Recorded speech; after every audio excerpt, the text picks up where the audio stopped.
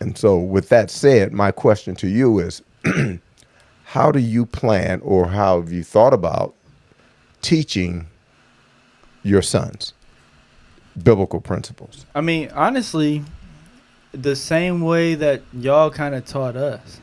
Like, I remember going through having different experiences in life, and you guys are relating it to the Bible, but me not really understanding or realizing that this is being related to biblical principles. You know what I mean? Yeah. So like, perfect examples when I tried to steal the batteries. Yeah.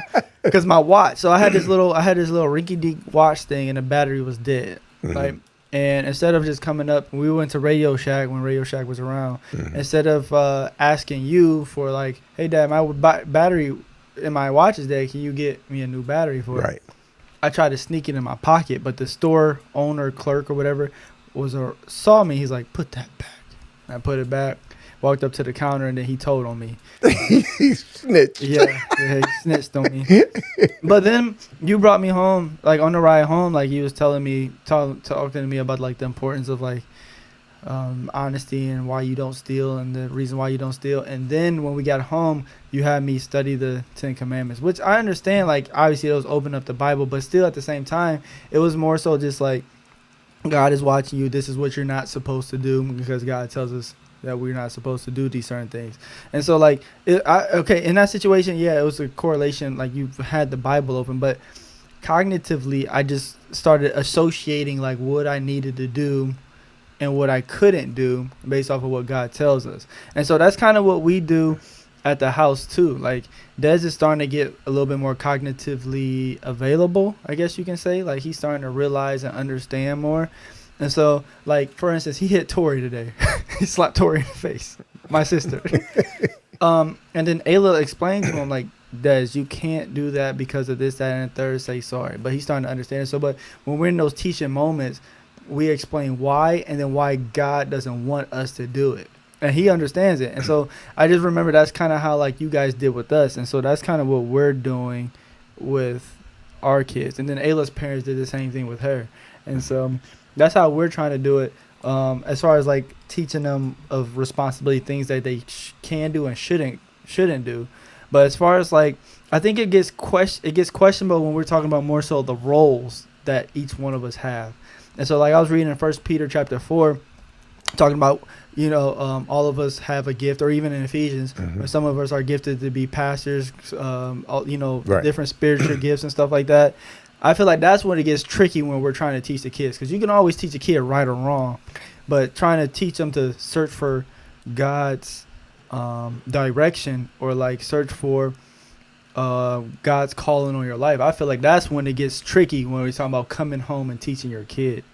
Well, it has to be age appropriate, and like I said, at the point where they start understanding.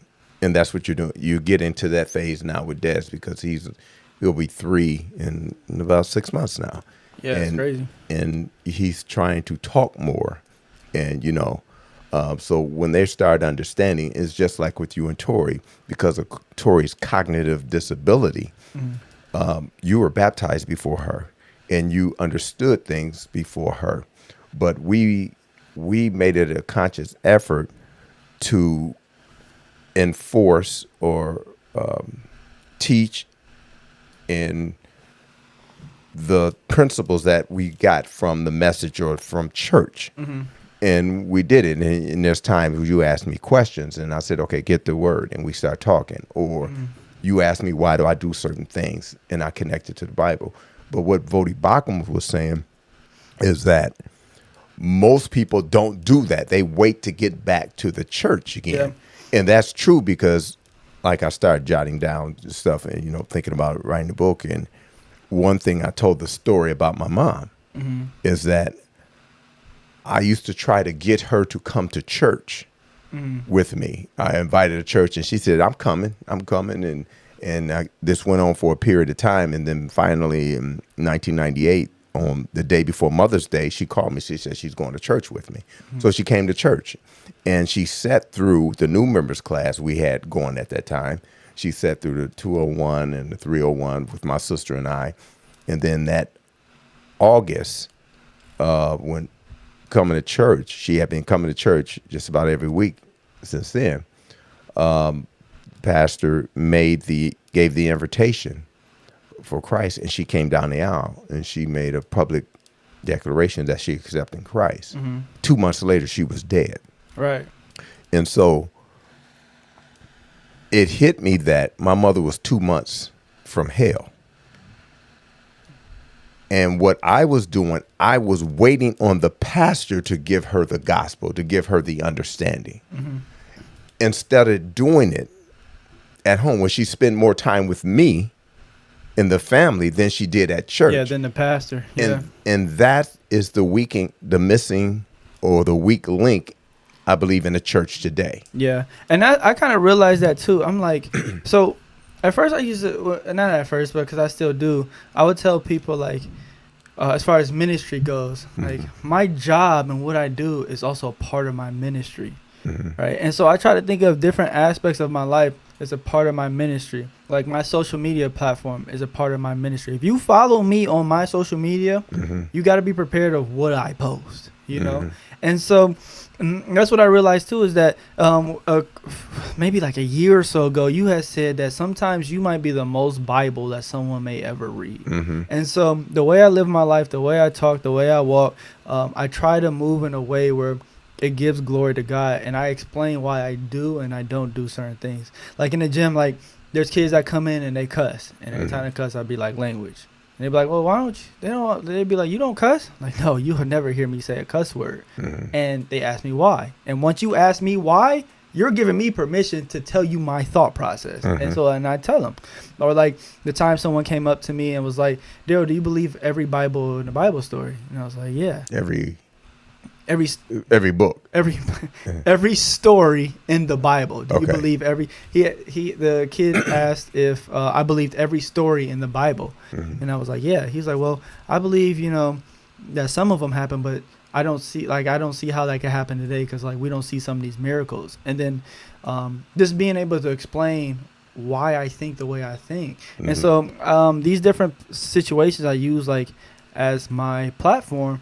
But it gets tricky sometimes because it also sometimes feels like you have a lot of pressure on you. And I understand why some people may not want to. So like some people may go to church, hear a message, read their Bible and have an understanding. And then they're in a situation where they could and they don't want to because they may feel like they don't have a full understanding of it. And I see why some people may be apprehensive to spread the talk about certain things that they might be uncomfortable or may not have full information on. But what I learned is that even like in the fitness world, you got to just tell them what you know. Like you just talk about what you know. So if someone talking about how to get faster, I can only talk about what I know works. And then things I don't know work, you just got to figure it out or like go back and find out. And I think that's the same way. And I think that's the reason why some people hold back when they come home. Like they don't want to be wrong.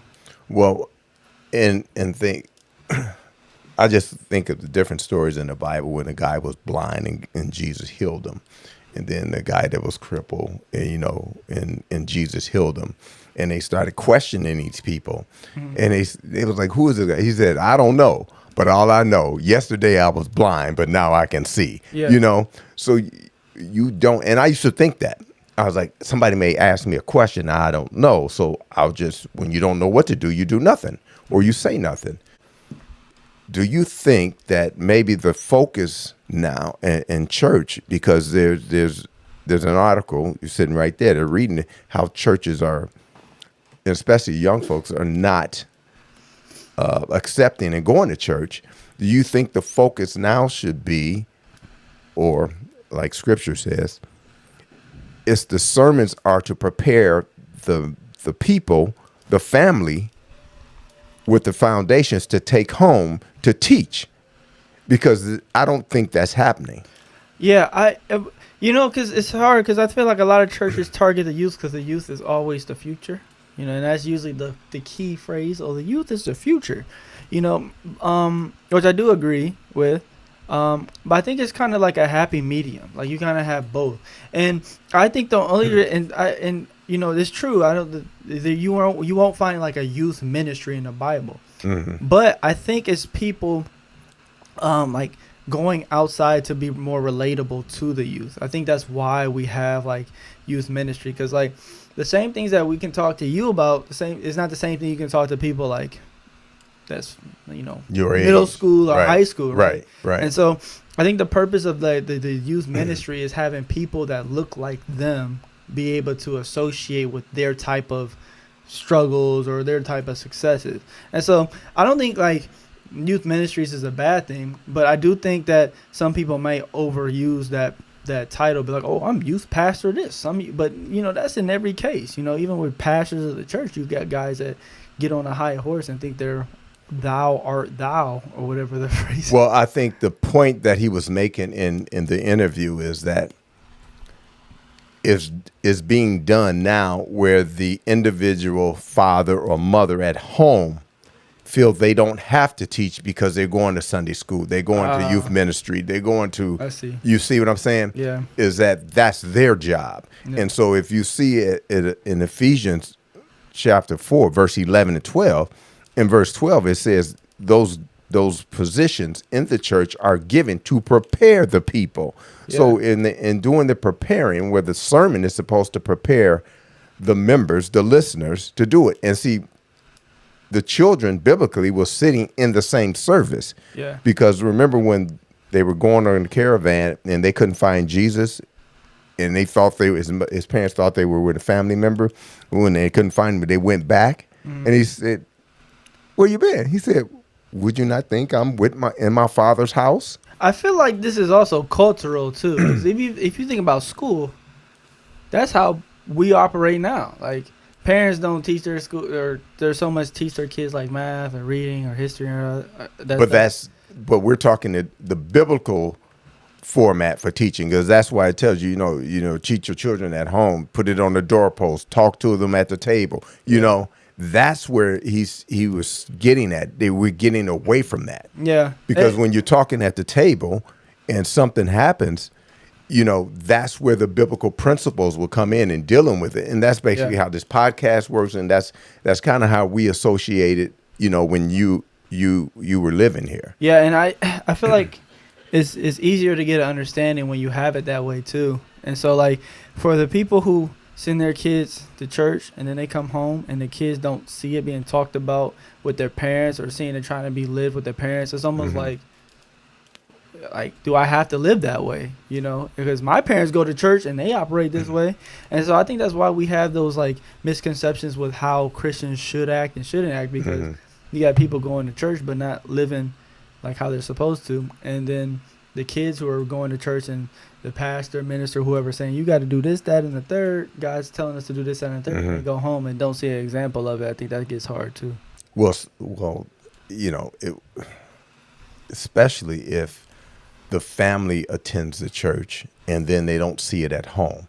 That was one of the challenges that we had with the Boys to Men, you know, having a camp, you know, men from the church taking youth and then young adults to the camp and had a biblical weekend. And we taught principles there. And we even had, you know, you learn carpentry, electrician. We had electricians there doing that, plumbers and stuff, you know, giving vocational stuff. And then, you know, we had biblical principles, but that they learned. But when they went home, it wasn't reinforced. Yeah. And actually, I remember one of the guys that went there, and he developed a relationship with one of the boys and called him, and the parents told him don't call him more because what you told him, what he was teaching, he learned out at Boys and Men. I guess the kid was like, that ain't right when he went home. He's like, who told you that? Yeah. Who told you stealing was bad? Yeah. You know, so, and I think I will want to hear more of the interview, and I wish I could talk to him to get more insight on it. But I thought it was interesting. I don't have a view one way or another that's saying, no, we're not supposed to have children's church, or we not have youth ministry, or youth pastor and all that. But I just think more on the principle of taking the word, the message, the sermon from church, and then it being talked about and taught in the home. And imagine what happens now when a mother and father sit down, and they talk about the sermon. The dad talks about it. He reinforces it, going to scriptures and stuff. Now, what do you think those kids will think about their father as far as leadership and Yeah. mom? You know what I mean? Yeah. And so when those scriptures come to mind, train up a child in the way they should go, I think that would hit more. And kids would be open because you, for the most part, I think you were pretty open with me dealing with some stuff. You didn't come to me with everything or talk to me with stuff. And some stuff you thought it'd be better to go to your mom first, because you were scared what I was going to do. But That honestly, I never really did anything wrong. So well, you can say that, then we find out later. no, but I didn't really do anything wrong because I was scared to get in trouble. So there's not much for me to bring to y'all for things that it's questions that I had I saw other people do, but like for me doing it because I was scared of getting in trouble. So Yeah, but I just thought that was interesting because if that'd be a good survey question if how many members of a church will take the sermon and go home and reinforce that with the family. I think a lot of people will lie. I think a lot of people will say one thing but actually do the other. And then, Really? like, how do you measure that? Like, if someone says if they bring it up one time, is that, or like, do they have, I said reinforce it, Yeah. talk about it, break it down. What does that actually mean? Or was there times where you didn't do that? Or there's time where you had a chance to do it, but you didn't. How did you feel? And those are questions that I think would be very interesting. And if, and maybe we get some of our panel back on to discuss it, those who preach and teach and stuff like that. When they're doing that, is the mindset in terms of them teaching it or giving it that they would go home and teach it instead of it being relied upon the teacher or the pastor or the elder or whoever, to teach their family members. Because, how many times people come up to you and say, hey, pray for me for this, or pray, like your prayer is better than theirs, or like you got better access to God than they do, Yeah. So Yeah, I just don't thought it really was get- interesting. That's a topic for another day too.